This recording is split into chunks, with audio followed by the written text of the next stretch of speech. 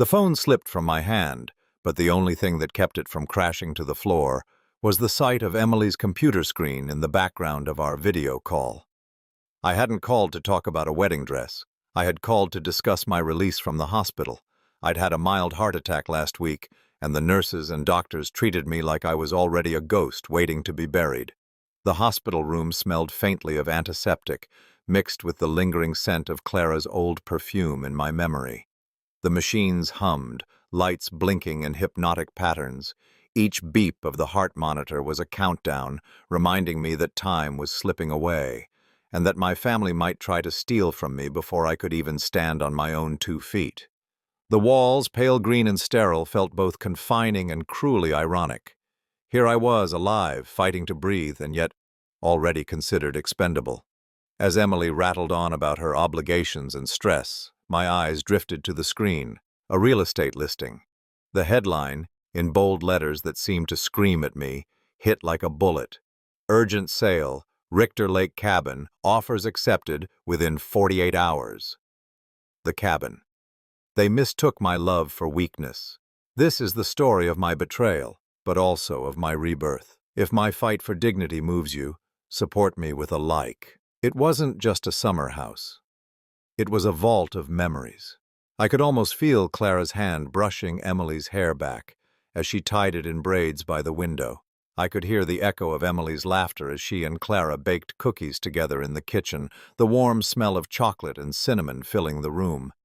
I remembered the first time Emily caught a fish off the dock, her arms trembling, her face glowing with triumph. I had promised myself I would never let anyone sell this place, not in a heartbeat, not even under pressure. And now Emily, my only daughter, was trying to sell it, right now. While I was still weak, still fragile, still dependent on my own heart to keep me alive. Only special people. Those words echoed in my mind.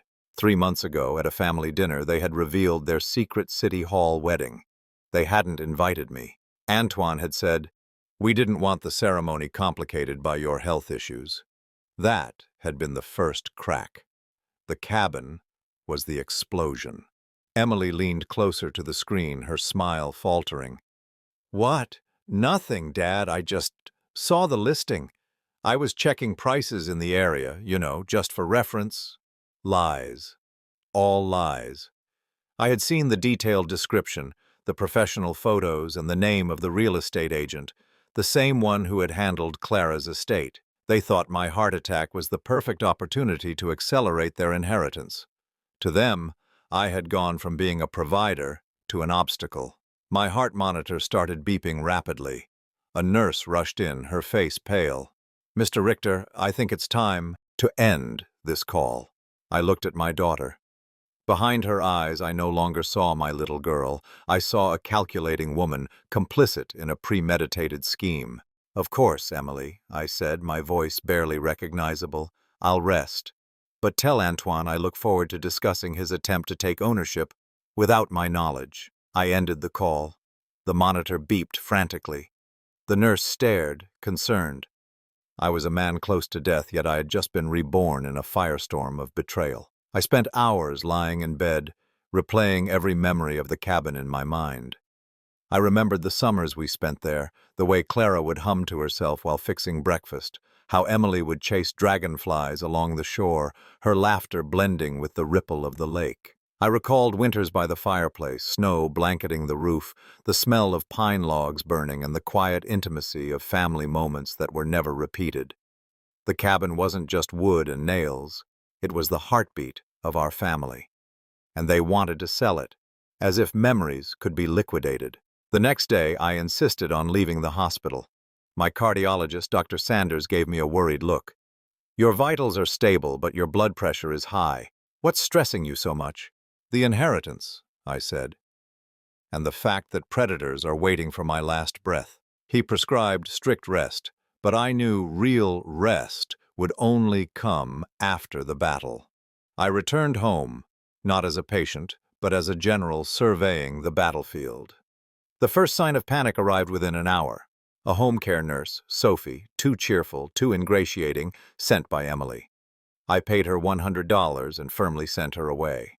Step 1. Cut the espionage line. That evening, I opened my old laptop, the one they didn't know existed, and contacted my attorney, Richard Weber, a discreet man who specialized in protecting elderly clients. "Mr. Weber, I need you to act as if I were already gone," I said. He didn't flinch. I laid out my instructions. The cabin had to be immediately placed in an irrevocable trust under the Clara Richter Family Memory Foundation. Emily would never be able to sell it. As bait, Weber would leak false information. The cabin supposedly contained a family safe whose key remained in my possession. That detail would drive them insane. Finally, step 3, immediate blocking of all bank access and automatic transfers. The crisis erupted the next morning at 10:00 a.m. My phone, briefly powered on, exploded with messages. "Dad, answer! The rent didn't go through. We have penalties." Then Antoine's call came, voice hysterical. "Robert, what is this game? We need that money. It's the first of the month." "I knew that, Emily," I replied calmly. "And I also knew I had paid your rent for 36 straight months. I financed your life. I paid for the wedding dress you wore for a wedding I wasn't invited to. I paid for the wedding band Antoine is wearing. I gave everything. Then why now? Why when you're weak?" Her voice was a raw scream. "Precisely because I am weak, Emily. You thought my heart was the only thing standing between you and the cabin. You confused my love with my weakness. And now that I am weak, I realize I must protect my dignity." I hung up, tasting freedom for the first time since the hospital. I walked through the rooms of my house, remembering every detail of the cabin, the worn wooden floors that had creaked under our laughter, the smell of pine resin from the dock, the echo of Clara singing Emily to sleep, and the time Emily had tried to hide a rescued frog under her pillow. Every memory fueled my resolve. The confrontation happened at 4:00 p.m. The screech of tires announced their arrival. Antoine and Emily, plus the black sedan I had seen outside the real estate agency. They had arrived in force. Emily, eyes red and swollen, played the victim. Antoine, arm protectively around her, looked dark and threatening. Behind them stood the realtor, Mr. Levesque, the same one who had listed the cabin. "Robert, we have Mr. Levesque here to testify to your erratic behavior," Antoine said, tone shifting from threat to authority. "You canceled the sale of the cabin, a sale you promised us." "I never promised to sell your mother's house, Antoine," I said, fixing them with a calm stare. "I promised to bequeath it to Emily. You decided to speed things up, thinking my heart would fail." Mr. Levesque stepped forward. "Mr. Richter, I have a document signed by you last week giving me authorization to sell on Emily's behalf." My blood ran cold. "Signed while I was hospitalized?" "Fake," I said. "The only thing I signed last week were my discharge papers." Antoine jumped in. "Stop this game, Robert. We know there's a safe at the cabin. We need the documents inside, tied to your mother's life insurance that expires this week. Give us the key." The stakes were clear. It wasn't just a house. Something valuable was hidden there, and they were desperate. "The safe?" I smiled dryly. "I never mentioned a safe."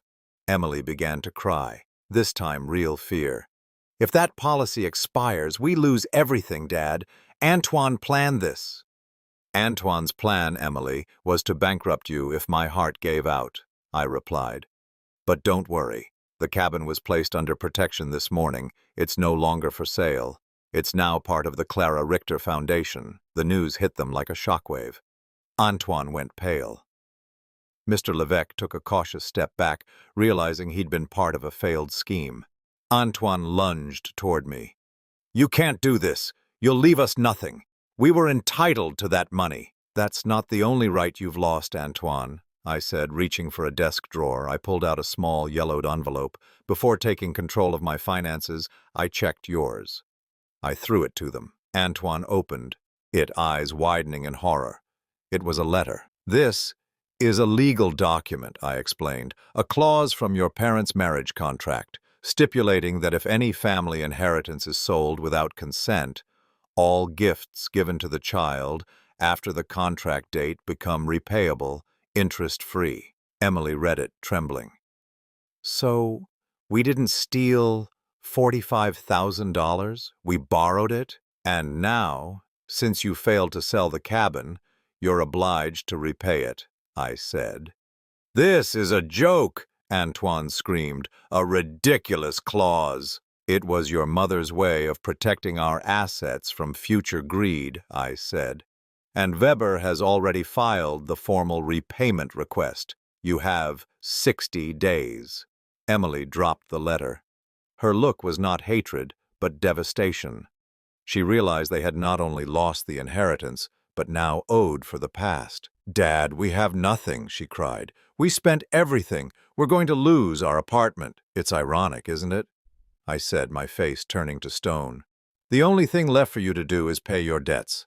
Something I did for you, but you weren't special enough to do yourselves. I turned to the realtor. Mr. Levesque, contact Weber immediately. You've been manipulated, and you should clarify your position before a fraud complaint is filed. Finally, I faced Emily and Antoine. Get out! Antoine hesitated, tense, with contained rage. Emily slumped, dragging him with broken dignity. They gathered their things and left. Before leaving, Antoine turned. You won't win, Robert. We'll find the safe. You owe us. I smiled, a real satisfied smile this time. Look closely, Antoine, but what you'll find isn't money. It's your mother's final gift to our family's memory. I locked the door and felt the silence settle. Later that evening, Mr. Klein called. Mr. Richter, they forced open the safe at the cabin. They found it. I closed my eyes. And? Nothing of monetary value, just an old music box. The one your late wife played for Emily when she was a child. I hung up, tears in my eyes. It was the truth. The real inheritance was the love my wife had left behind, something money could never buy nor steal. I had finally taken my life back. The cabin was safe. My dignity restored. And Emily had just learned that the price of betrayal was the repayment of her past. I won the war, but the memory must live on.